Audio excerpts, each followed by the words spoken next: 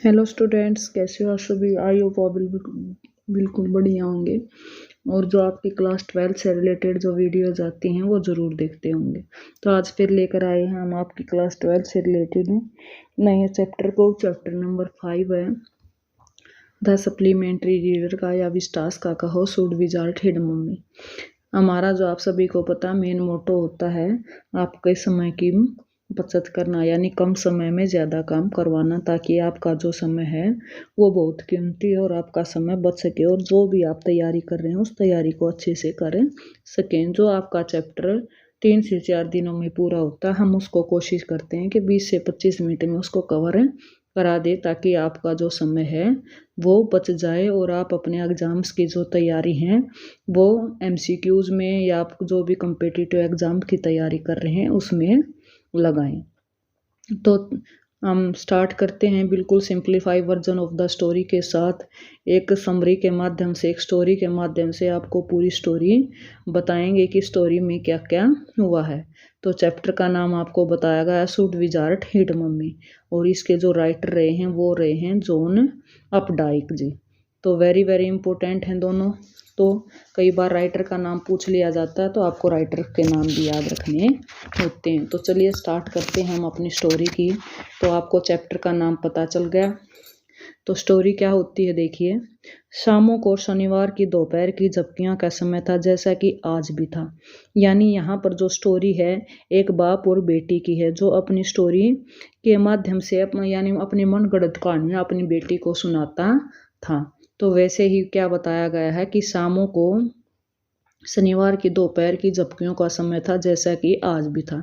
Jack अपनी बेटी, Jack नाम का आदमी था और उसकी बेटी का नाम क्या था, जो अपने मन से घड़ी हुई कहानी उसको सुनाता था। यह रिवाज तब शुरू हुआ जब वह 2 वर्ष की थी। अब वह रिवाज लगभग 2 वर्ष पुराना हो चुका था, यानी अब उसकी बेटी जो थी वो 4 साल की हो चुकी थी। अब जैक अपना दिमाग खाली खाली लगने लगा था। प्रत्येक नई कहानी एक मौलिक कहानी का थोड़ा सा अलग रूपांतरण होती थी। वह कहानी एक छोटे जीव के साथ शुरू होती, जिसका नाम साधारणतः क्या होता था, रोजर होता था।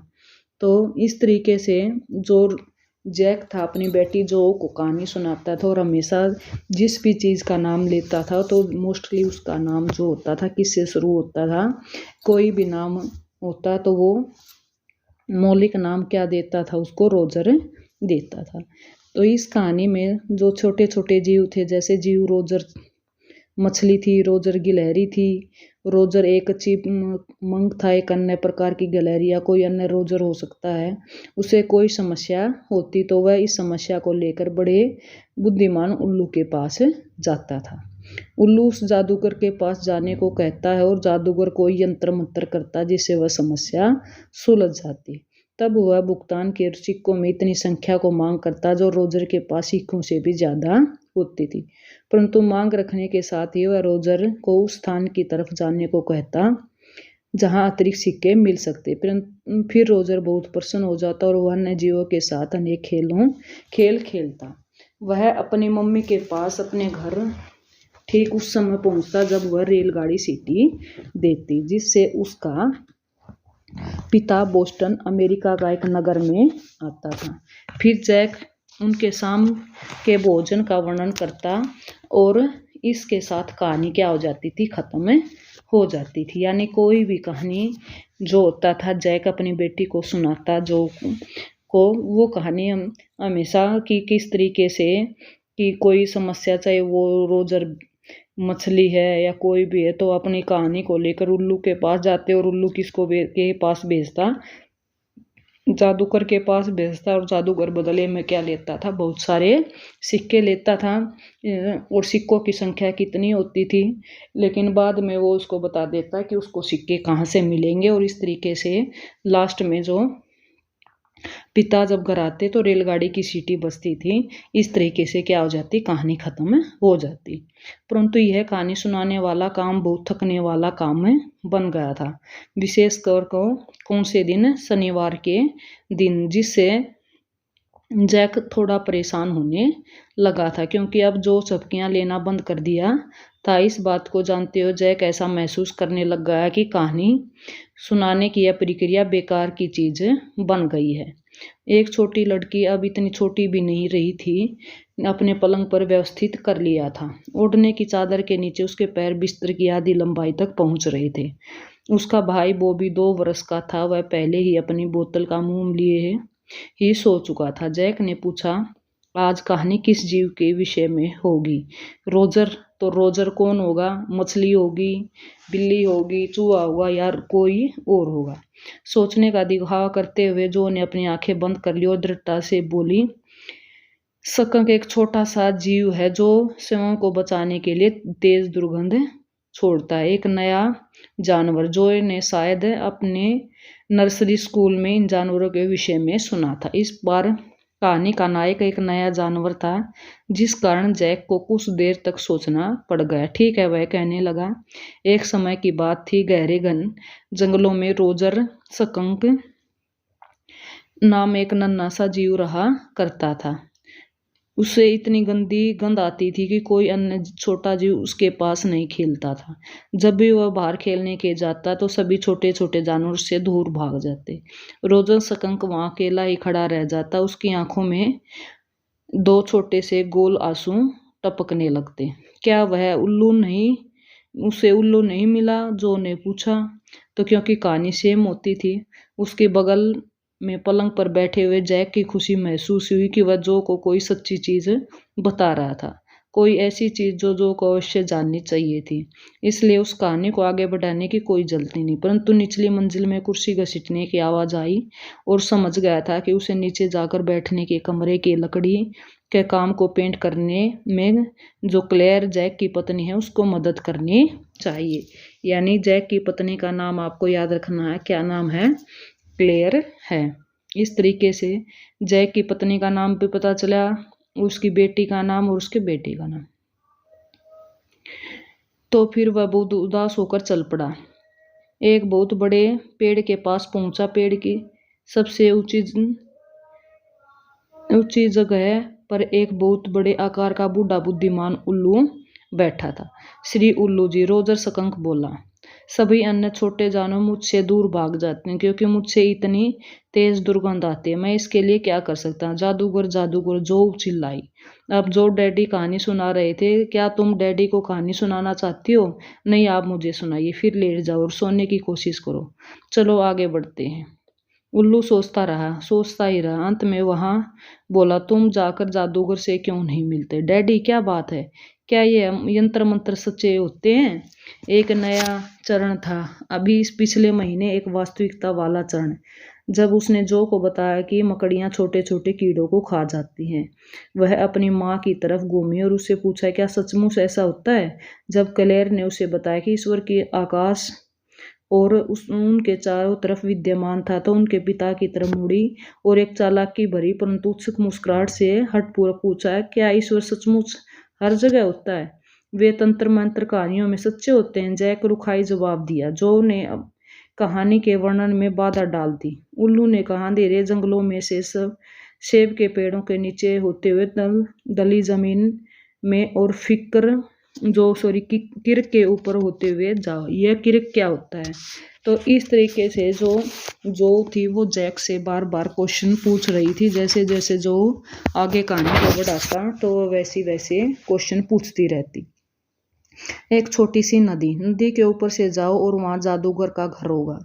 फिर उसी रास्ते से रोजर सकंक गया और थोड़े ही समय में वह एक छोटे से सफेद मकान के पास पहुंच गया। उसने दरवाजे को खटखटाया। उसके बाद एक छोटा सा बूढ़ा आदमी, जिसकी एक लंबी सफेद दाढ़ी थी, उसका एक नीला नुकीला हैट पहना रखा था, बाहर आया और बोला, तुम्हें क्या चाहिए? तुमसे बहुत दुर्गंध आ रही है। मैं जानता हूँ, रोजर सकंक ने कहा, सभी छोटे जानवर मुझसे दूर भाग जाते हैं। अंदर आ जाओ, किंतु मेरे ज्यादा नजदीक मत आओ। जादूगर ने कहा, अंदर जादू टोने का सामान पड़ा हुआ है, जिसे एक धूल भरे अवस्थित ढेर में रखा गया है, क्योंकि उसका घर कोई सफाई करने वाली नौकरानी नहीं थी। क्यों? क्योंकि वह जादूगर था और बहुत बूढ़ा भी था। उसने एक पुरानी छड़ी थी जिसे जादुई छड़ी कहा जाता था, और रोजर सकंक ने पूछा कि वह कौन सी गंध चाहता था उसके शरीर में आए। रोजर ने काफी देर तक सोचा और बोला, गुलाबों की। जादूगर ने एक मंत्र का उच्चारण किया। अचानक ही जादूगर के घर अंदर गुलाबों की सुगंध भर गई। गुलाबों की सुगंध, रोजर मछली चिल्लाई। जादूगर बोला, उसके लिए 7 पैनियां देनी होंगी। डैडी अब क्या है? रोजर स्कंक, आप रोजर मछली कह गए थे। हाँ स्कंक, आपने रोजर मछली कहा था, क्या वह मूर्खता वाली बात नहीं थी? हाँ, तुम्हारे मूर्ख बूढ़े बाप की एक बहुत बड़ी मूर्खता थी। हाँ तो मैं कहाँ था? हाँ मैं पैनियों की बात कर रहा था। रोजर सकंक ने, किंतु मेरे पास तो 4 पैनियों से ज्यादा नहीं है, वह रोने लगा। यानी जो भी कहानी जैक अपनी बेटी को सुनाता जा रहा था, अगर वो थोड़ा बहुत अटक जाता या कहीं और चला जाता तो तभी जो क्या करती, जैक को बीच में टोक देती और कहती कि पापा आप ऐसे क्यों कर रहे। तब वो कहता है कि मैं बूढ़ा हो गया हूँ, तो मैं अब कहाँ था। इस तरीके से वो पूछता है कि आप सिक्कों के ऊपर थे। तो अब क्या कहता है वो अपनी बेटी को और क्या सुनाता आगे। जादूगर ने कहा, इस गली के सिरे तक जाओ, 3 बार घूमो, जादुई कुएं के अंदर देखो, वहां तुम्हें 3 पैनियां मिल जाएंगी। इसलिए रोजर सकंक गली के सिरे तक गया और 3 बार घूमा, और लो, उस जादुई कुएं में 3 पैनियां थी। तो वह उन्हें लेकर वापस जादूगर के पास गया और बहुत प्रसन्न हो गया। वह भागकर जंगलों के अंदर चला गया। सभी अन्य छोटे जानवर उसके चारों तरफ इकट्ठा हो गए, क्योंकि अब उसमें से बहुत बढ़िया सुगंध आ रही थी, और उन्होंने इकट्ठे अनेकों खेल खेले। फिर अंधेरा गिरने लगा। वे सब अपनी मम्मियों के पास घर की तरफ भाग गए।